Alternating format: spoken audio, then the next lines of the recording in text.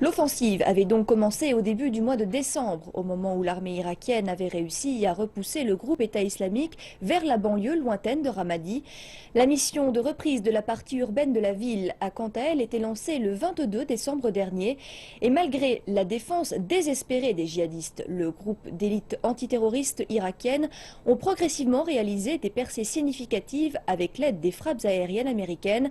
Elles ont permis de faire exploser avant le passage des troupes sur le terrain les charges explosives disséminées un peu partout à l'intérieur de la ville par les djihadistes.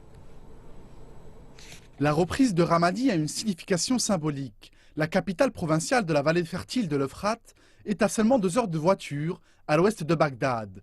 La ville est également un point de passage stratégique sur la route faisant la jonction entre Bagdad, la Syrie et la Jordanie.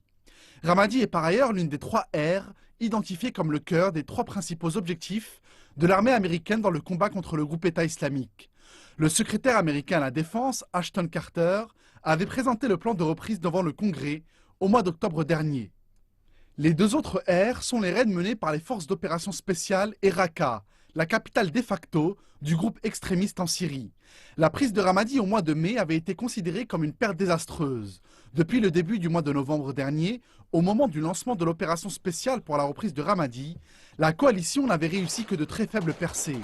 La BBC avait déclaré que la raison principale de la progression limitée était due à la décision du gouvernement qui avait choisi de ne pas utiliser la puissante force paramilitaire chiite afin d'éviter la montée des tensions entre les différentes communautés du pays. Mais pour le moment, un porte-parole de la coalition a déclaré que cette dernière était sur le point de reprendre Ramadi, doucement mais sûrement, faisant d'une reprise totale de la ville une réalité imminente. Si la coalition reprend le contrôle total de Ramadi, il s'agira alors d'un tournant majeur pour les forces armées irakiennes, alors que le groupe État islamique était présent sur près du tiers du territoire irakien en 2014.